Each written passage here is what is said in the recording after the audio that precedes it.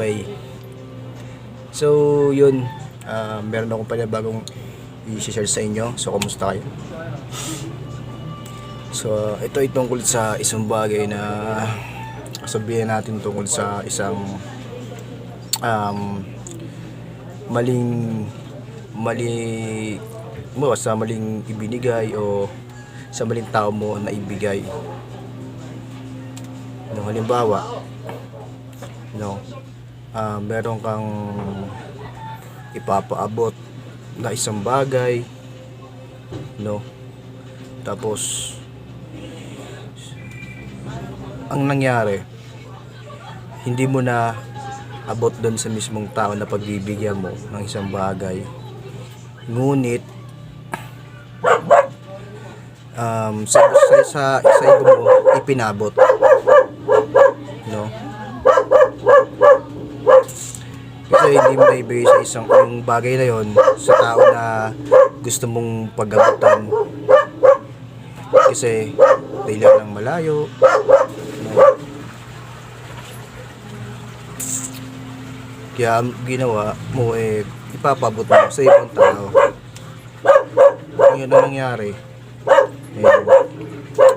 hindi mo na iabot sa iba, hindi na arting sa mismong tao na yon kasi nga hindi na ibigay ng inabutan mo doon sa mismong talagang abutan mo ng bagay na yon, no?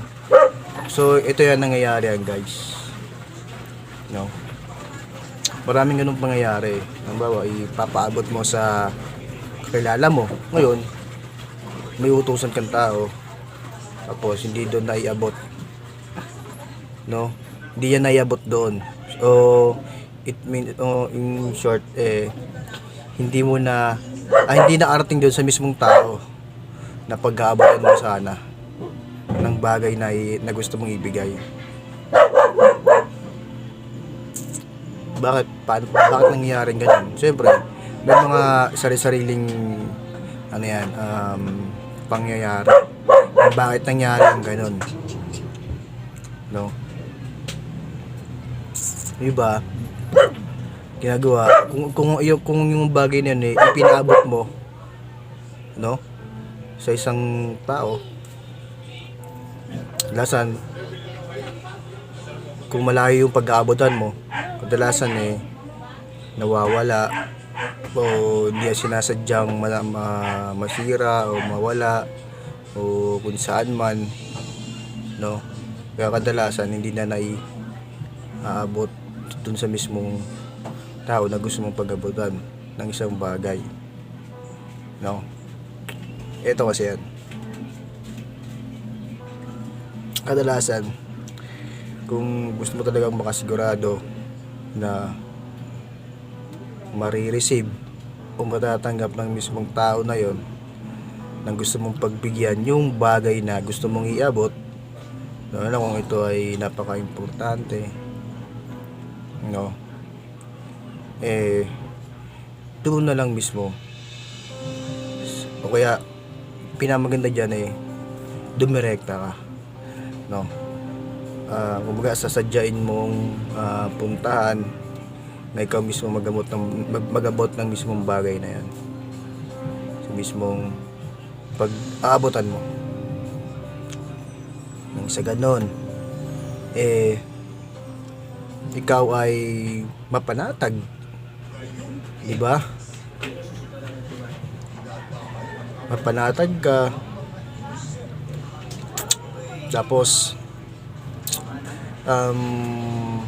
kumbaga sure ka na okay yung ibibigay mo na bagay na yun, kumbaga hindi may share, hindi mawawala, no?